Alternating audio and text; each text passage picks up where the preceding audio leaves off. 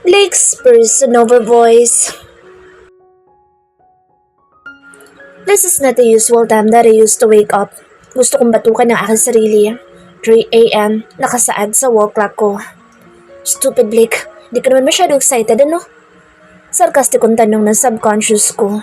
Simula na maging official na ang relasyon namin ni Angeline, my life has never been the same. Just like today, ang aga-aga kong nagising. May usapan kami magkikita ng 7 a.m. And the heck, hindi na ako dalawin ng antok. Ito ang first time na lalabas kami as boyfriend-girlfriend. Ewan ko ba? I have never been this excited sa isang date. Not even when I dated the Miss Universe last year. Biruin mo, pinakamagandang babae na sa universe iyon. But now, Angeline Melendez, ano ba kasing gayumang ginamit mo sa akin? Why am I this head over heels in love with you?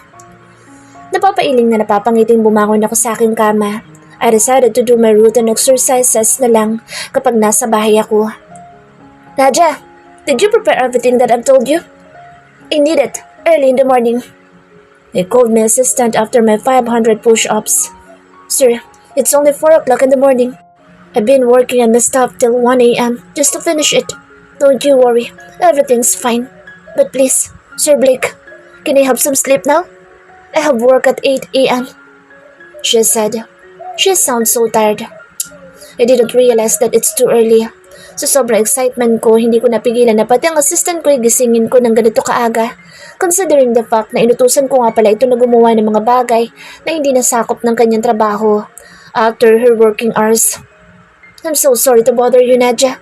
I just want to make sure if everything's gonna be okay later. You may sleep now. You don't have to go to work until you're stopped to take a break for today. No need to report in the office. Don't you worry. I'll pay you. I mean, all of you. Plus, a bonus for my token of appreciation of your efforts. Just get a check on my secretary tomorrow morning. Naku sir, totoo ba yan? Biglang sumiglang boses ng nasa kabilang linya. Yung antok niya kanina ay para bang nawala. Napangiti ako. They deserve a reward. Yes, of course. Go. Take a rest. Report to me tomorrow then. I'll be needing files from the company. Bilin ko pa dito. Thank you so much, sir. Hindi lang pala kayo gwapo. Napakabait niyo pa. Oops. Ay, sorry po. Tarantang sabi nito. Kung nakikita ko lang siya ngayon, I know her face turned into red. It's very obvious naman na gwapo ako, no? No doubt about it, Nadia.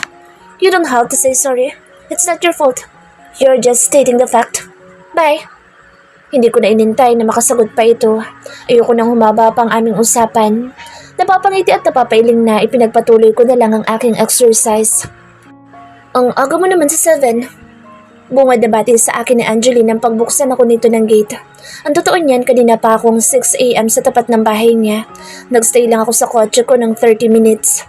Sobrang obvious naman kasi ang excitement ko kung magpapakita agad ako sa kanya.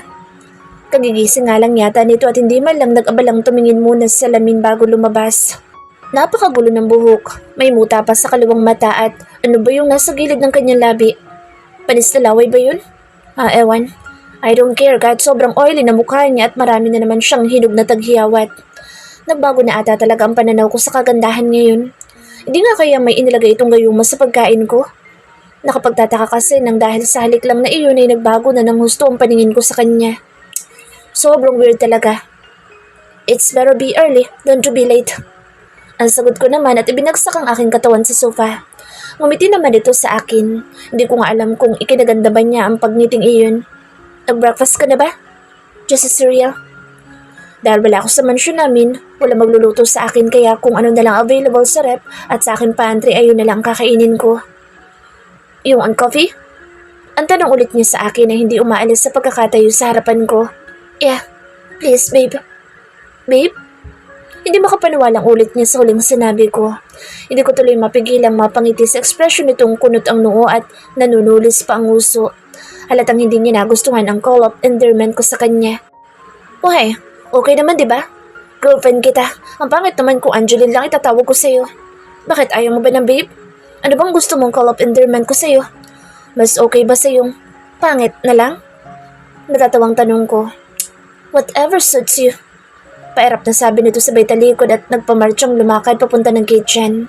Hindi ko naman mapigilan ang mapahalakhak. Deep inside me, I know it's cheesy but I can't help it. Kinikilig ako. In love na nga talaga siguro ako. What is this? Hindi makapaniwala ang tingin niya sa akin. Nasa dreamland kami ngayon. My first ever project sa Scott Holdings. Dito ko siya dinala sa first date namin. Wala pa kahit sa 1/4 man lang ng plano na gagawa sa project na ito na tinagurian nilang most ambitious project in the history of Scott Holdings. We're just developing the land. Pinapatag ang mga lupa using backhoe, bulldozer and other lifting equipment needed. Construction materials are being delivered also.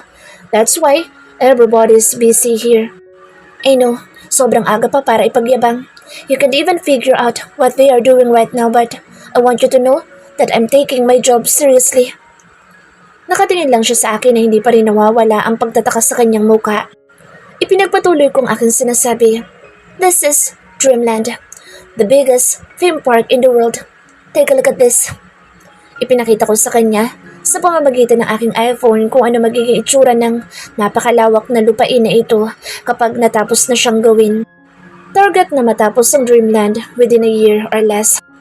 Hundreds of workers are hired to just make sure we'll make it on our target date. And I'm very proud to say that because of this project, nakatulong kami na mabigyan ng trabaho ang mga jobless na mamamayan. She looked so fascinated and amazed in what she saw. Totoo bang idea mo lahat ng ito? Mangha pa ring tanong niya while watching the virtual videos of Dreamland on the gadget. Yes, idea iyan ng napakagwapo mong boyfriend. May himig na pagmamalaking sabi ko. Hindi ko alam na ganito ka pala kagaling. Ang akala ko talaga, sa kalokohan ka lang magaling. Pangasar na sabi niya. Pasalamat talaga ang babaeng ito, mahal ko na siya dahil kung hindi, kanina ko pa siya nakutusan. FYI, aside from being a professional pilot, I also graduated in architecture with flying colors sa Oxford University. Tamad lang ako magtrabaho but my brain is functioning very well. Plus the fact that I have my inspiration at may pinaglalaanan ako ng future ko. Pagmamayabang ko pa dito. Ha talaga? At sino naman kaya yun? Matapang na tanong niya pero hindi naman makatingin ng diretso sa akin. Sino nga ba? Si Lorraine Ponce? Si Aiden Gabriel? Si Sheena Kim or Helga Almonte? Ang tanong ko dito. Napahimas pa ako sa aking baba habang kunwari ay nag-iisip ng malalim. Okay, fine. Kung hindi supermodel, beauty queen yung mga binabanggit mo. Ikaw na talagang gwapo. Ikaw na talagang playboy. Inis na sabi niya. Inirapan ako nito at pagkatapos ay mabilis na tumalikod. Handa na sana mag-walk out ngunit agad ko namang napigilan ang kamay nito at pagkatapos ay kinabig ko siya papalapit sa akin na wala nang nagawa kung hindi ang mapasubsob sa matipuno kong dibdib. Lalong hindi niya inaasahan nang ikulong ko siya ng mahigpit sa aking mga bisig. It felt so strange.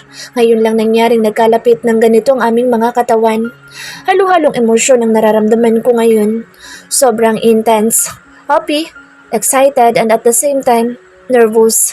Ang lakas ng tibok ng puso ko. Hindi ko din kayang ipaliwanag kung ano ba ang kuryenteng gumagapang sa buo kong katawan. It feels so warm and comforting to hug her. Don't get mad. I'm just kidding. I'm doing all of this because of you. You're my inspiration. That's why I came up with this idea. Alam mo ba yung event center? Nakita mo naman dyan kung gaano siya kalaki, diba? Gusto ko na ang unang-unang event na magaganap doon ay yung wedding natin. Pupunuin natin ang mga bisitang event hall na iyon. And I want this dreamland to be the playground of our children in the future. Habang sinasabi ko iyon, pakiramdam ko ibang tao na ako. Kailan pa ba ako natutong mangarap na may ibang taong involved? This is not me. Hindi ako ito pero bakit ang saya-saya ko? It feels like I'm exploding. My heart is full of happiness. I have never felt this way before and this is all new to me. Lalo pang nadadagdagan ng kaligayahan ko nang gumanti siya ng mahigpit na yakap sa akin. Then, I heard her sobs. Hey, are you crying? Bahagya kong inangat ang mukha niya para malaman ko kung umiiyak nga siya. And oh no, she's really crying. I wasn't expecting this to happen. Huwag mo akong pansinin. Masyado lang ako na-overwhelmed. Paliwanag niya. At paanong hindi kita papansinin? I made you cry. I now believe that girls are more beautiful when they are crying. Seeing her like that makes me feel like I want to protect her. You made me cry but in a good way. So you have nothing to worry. Mas lalo pa niyang hinigpitan ng yakap sa akin. Kahit hindi ako maganda pero feeling ko, ako ng pinakamagandang babae sa mundo ngayon. You made me feel so happy. She said warmly. I felt the sincerity in her. I can't help but to kiss her forehead. Hindi niya lang alam, I am more happy than she is right now. Hindi ko alam na iyakin ka pala. I said, trying to divert the ambience. Ayoko nang masyadong seryoso. Of course not. I told you, this is a tears of joy. Mariing tanggi nito. Then, let me wipe your tears. Bahagya akong inangat ang mukha nito at pinunasan ko ng aking palad ang basa niyang pisngi. Yumakap naman ito sa aking bewang. Hindi mo lang alam kung gaano ako ka-proud sa'yo. I want you to be the best version of yourself. You're in the right path. Dire-diretsuhin mo lang at mararating mo na ang goal. I'm just here to support you. Make your parents proud. Masayang sabi niya. Thanks for the encouragement, babe. Sa mga sinabi mo, lalo kong ginanahang magtrabaho. Sinserong sabi ko, sabay pisil sa ilong nito na ikinatulis ng nguso nito. One more pout, and I will kiss you. Banta ko dito. Di halikan mo. May paghahabong sabi niya. Sinabi mo yan Pagkaklaro ko. Kiss me if you can. Ang sabi niya, hindi ko inaasahang kakawala ito sa mga bisig ko at parang batang nagtatakbo. Nang malayo ng agwat namin ay pumihit ito paharap sa akin sabay belat. Hindi ko na napigilan ang matawa. She looks so happy. Ang ganda niyang tingnan sa malayo habang tinatangay ng hangin ng mahaba nitong buhok. Tumigil na ito sa pagtakbo at tinintay ako makalapit sa direksyon niya. I know, this is just the beginning of our relationship. And I'm hoping na mas lalo pang lumalim ang damdamin namin para sa isa't isa. I can't promise her anything but one thing I'm sure of. She can give her 100% trust in me. Angeline's personal voice. Akala ko sa mga pelikula lang nangyayari ang ganito. I have never been this happy my whole life and I can't even compare the feeling that I have right now with Blake to my past relationships. He hugged me so tight that it made me start to question myself. Am I worth this happiness? Does he deserve me? Will this happiness take for a lifetime? What if this is just one of his games? Will he get mad at me if he will know the truth that I am just pretending to be someone that I am not? The thought of it scared me so much. You never say anything. You're so quiet. Bigla ko napakaslot nang marinig ko ang boss niyang iyon. Magkahawak kamay kaming nililibot ang malawak na theme park, bagamat wala pang anumang struktura na naitatayo dito. I pictured it out in my mind already. I was so amazed and at the same time, proud of Blake. Hindi ko alam na ganito pala kataba ang utak niya. Puro siya kalokohan. Granted na iyon but never in my wildest imagination that he will come up with this idea. Matamis na ngiti lang ibinigay ko dito. No words can express how I feel right now. Happy but at the same time worried. It's not pure happiness. May kasamang takot. Pinasok ko ito pero hindi ko alam kung ano magiging kalalabasan. All I know is that I'm happy and I don't want to spoil this happiness by feeling so guilty of myself. Why you want us here this early in the morning? Sabay kaming napalingon ni Blake sa pinanggalingan ng boses at ang pagtataka niyang nakita kaming magkasama at magka-holding hands pa. Yung shock sa mukha nilang lahat ay priceless. If I have my camera with me, I should have filmed it. Tito Francis, Tita Mina and Bianca are looking so surprised. Kahit naman ako ay ganoon din. Hindi ko inaasahan na makikita ang buong pamilya ni Blake ngayong araw at nang ganito kaaga. Oh my gosh, kuya.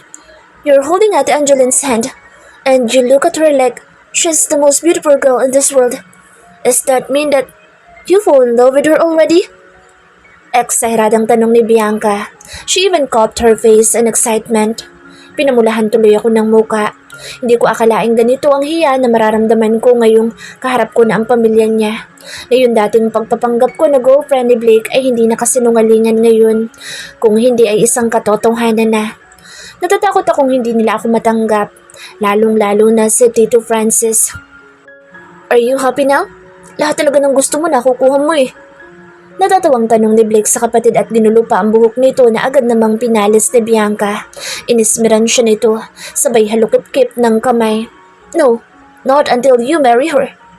Mataray na sabi pa nito. Nagulat ako ng todo at hindi ko inaasahan na sasabihin niya iyon. Gusto ko magprotesta. I was about to say something. Tama nang mahal ako ni Blake sa ngayon pero ang pakasalan ako, ibang usapan na iyon. Ayokong umasa na panghabang buhay na ang nararamdaman niya sa akin dahil baka masaktan lang ulit ako.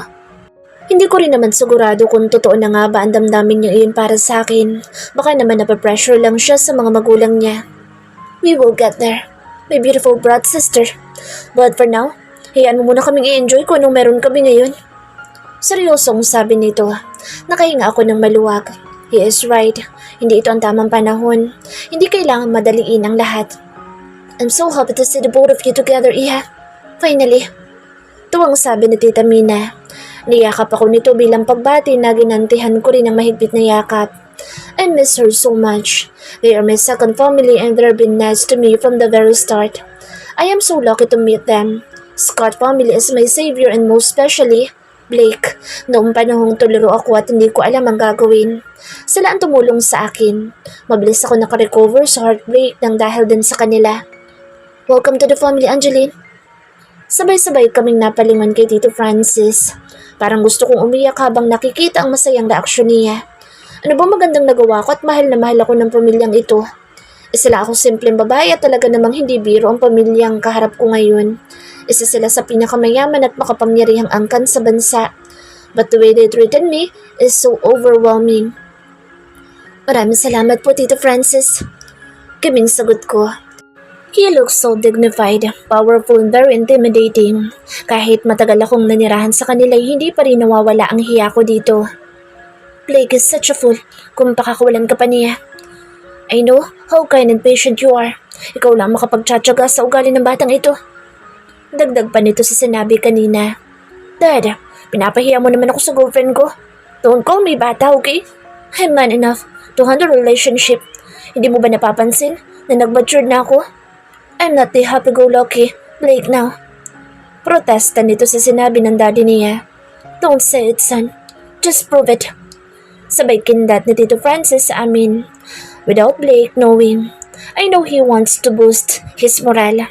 Sooner or later, Blake will take over the Scott Holdings. Pinalalakas lang niya ang anak just to make sure he can handle big responsibilities perfectly. Ano pang hinihintay natin? The weather is nice. Masarap mag-breakfast dito sa labas.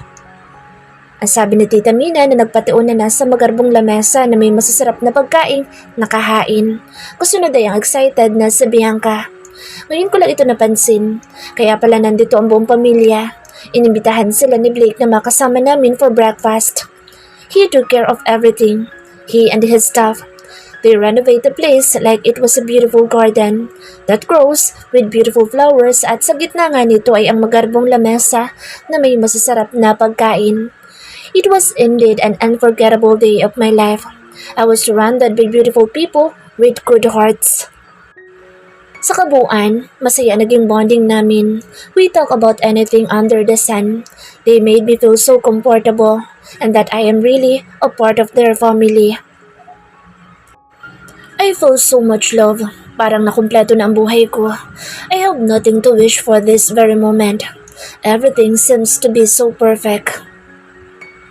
Hindi ko maiwasang hindi matawa sa dalawang lalaking kaharap ko ngayon and at the same time ay makaramdam ng hiya sa mga empleyado ng Reddish na natatawang nakamasid din sa amin. Wala ka bang trabaho at lagi ka nalang nandito? Let me remind you na nasa Scott Holdings ang opisina mo at hindi dito. Feeling mo kasosyo ko sa restaurant na to. Seryoso at madilim ang mukhang tanong ni Ryan sa pinsang si Blake. Nabaling naman ang atensyon ni Blake dito. Kasalukuyan kasi itong nakapwesto ng upo sa bakanteng lamesa ng restaurant. Bago mag-alas 5 ng hapon ay dumating na ito para sunduin ako. Kahit pa nga ba alas 7 pa ang out ko, kaya naman mahaba-haba pa ang oras ng paghihintay niya sa akin. Nakasanayan na niya iyon sa loob ng 2 linggo simula na maging official kami. Hey, what's wrong with you? Dapat pa nga'y magpasalamat ka sa akin. Sa tingin mo ba, ang mga customer mong iyan ay pumunta dito para kumain? Of course not. Nandito sila, hindi dahil nagugutom sila. Nandito sila kasi gusto nila ako makita. Pasalamat ka talaga dahil hindi kita sinisingil sa talent feed ko, no? Kahit libre ay ini-endorse ko tong restaurant mo. Kung hindi lang dahil kay Angeline, hindi ko hahayaan yung mga poster, standee at billboard ko na nakakalat sa iba't ibang lugar. That's worth $1 million, you know? Ang bait ko kaya. Sumbat nito sa pinsan. FYI, I didn't force you to do that. You're the one who insisted. Balik sumbat din ito. You have to thank me. Instead dahil may mabait kang pinsan na sumusuporta sa'yo. He added, So what do you want me to do this time? Sa tono ng boss mo, you're all for something. Bumaling ng tingin sa akin sa Blake sabay kindat. Payagan mo na umuwi na maaga itong girlfriend ko. Para naman mas matagal yung time na magkasama kami. Suggestion niya. Parang gusto ko nalang lamunin ng lupa sa kahihiyan. Hindi ko alam na ganito pala ka-cheese itong si Blake. Alam mo kuya, napaka-unprofessional mo.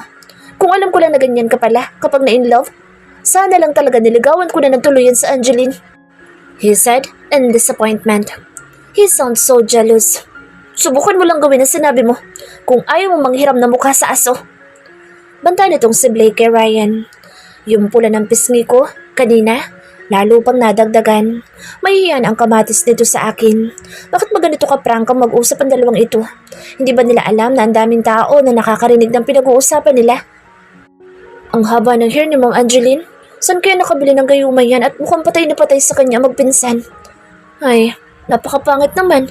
Maganda pa nga ako dyan eh.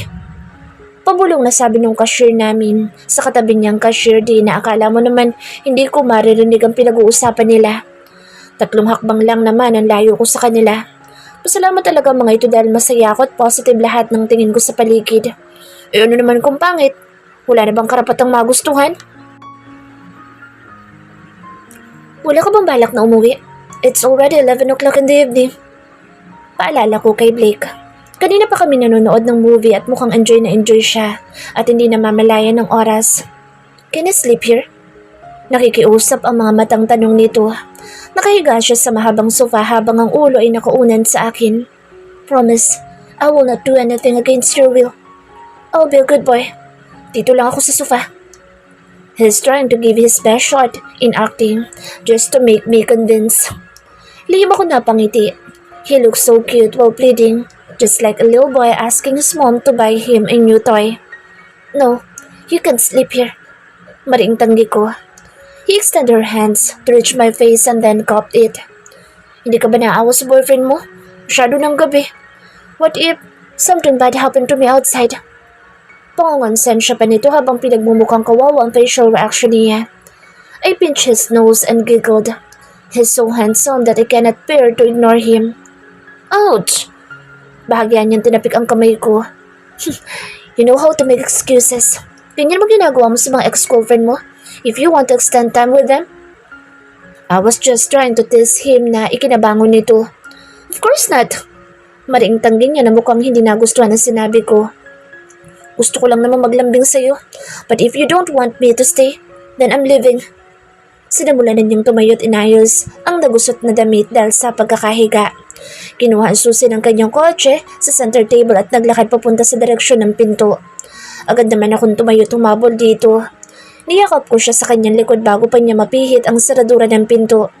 I'm just kidding. Sorry. Gustong gusto ko ang pakiramdam na niyayakap ko siya. I like his smell. Yung mint scent perfume na gamit niya ay kung paanong naiiwan ang amoy nito kapag dumaan siya sa harapan mo is so refreshing.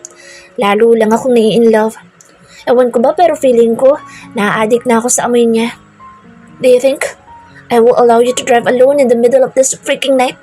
Ano na lang sasabihin ni Tita Mina at Tito Francis sa akin? That I am not a good girlfriend dahil hindi kita inaalagaan na maayos? Hinawakan nito ang kamay ko na nakayakap sa bewang niya. I like how your body touching mine. Medyo may pagkapil yung sabi nito na ikinabahala ko. I tried to let go of him, pero hindi ako nagtagumpay. He pulled me closer that I can even hear my own heartbeat bounce into his wide back. Can we just stay a little longer like this? Isinandal ko ang aking ulo sa balikat niya. We both like the feeling of being closer to each other. Do you really want me to leave? Ang tanong niya. Sunod-sunod ang pag-iling na ginawa ko. Ayoko naman talagang umalis siya. If I were to choose, I would love to be with him every minute of a day. From now on, I don't want you to talk about my exes. It's part of my past, and you're my future now. All I want is for us to build happy memories together. I want you to feel how much I love you and how much I want to make this relationship work. So please, let's not talk about what I have done before. How I wish I had met you much earlier, so that I will not be branded as a playboy anymore. It's a part of me that I regretted the most.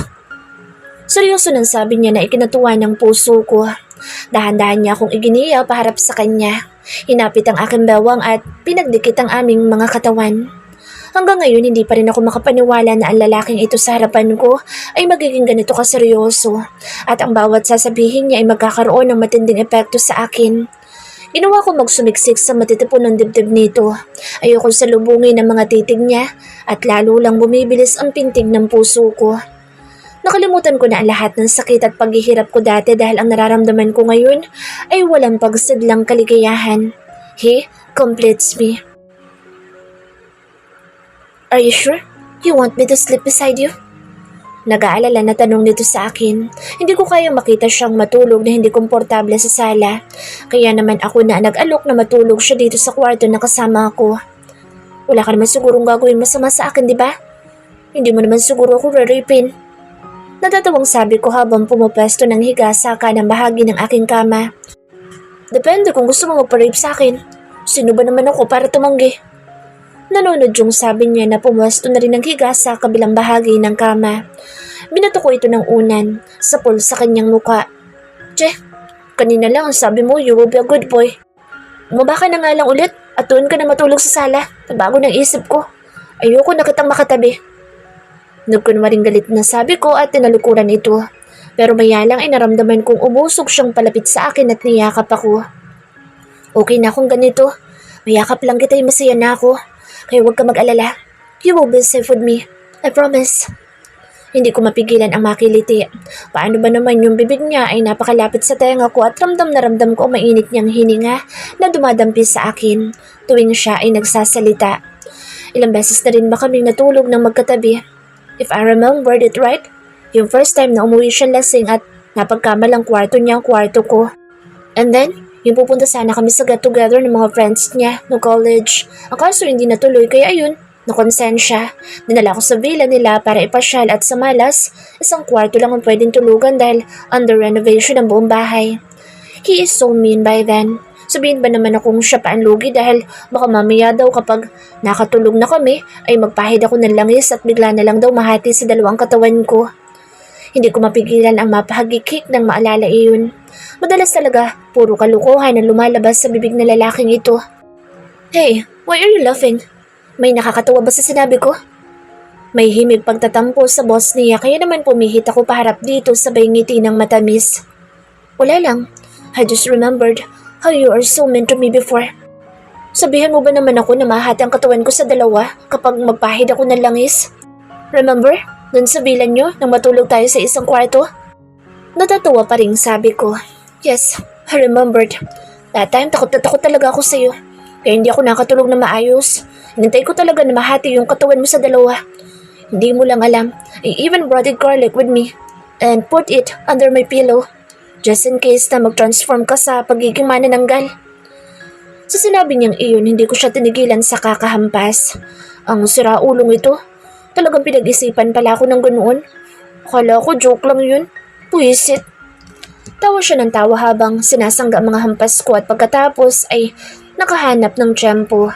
Hinawakan nito ang dalawang kamay ko at ikinulong niya ako sa kanyang mga bisik. You really mean it?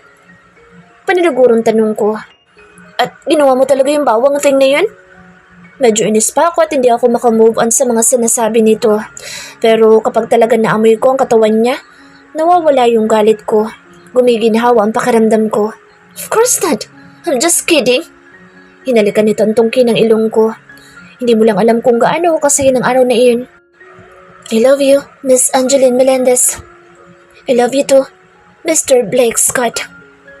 Nakakatuwang isipin ng aso't pusa noon ay naging super sweet naman ngayon. Nagkasya lang kaming nakahiga na magkayakap. Umahanga ako ng gusto kay Blake dahil pinanindigan niya ang pangakong hindi siya gagawa ng bagay na hindi ko gusto. Ilang minuto lang ay narinig ko itong mahinang humihilik. Pumihit akong paharap dito. Tama ako, nakatulog na nga ito. Hindi ko mapigilan ang aking kamay na haplusin ang maamo niyang muka. Pinakatitigan ko siya ng husto. Napakakinis na mukha nito. Kahit langaw ay mahihiyang dumapo. Kamusta naman ang mga naghihinugang tigyawat ko sa muka? Bigla ko napakislot nang dumilat ang isang mata nito. Hindi ka na ba matutulog at pagmamasdan mo na lang magdamag ang gwapo kong mukha?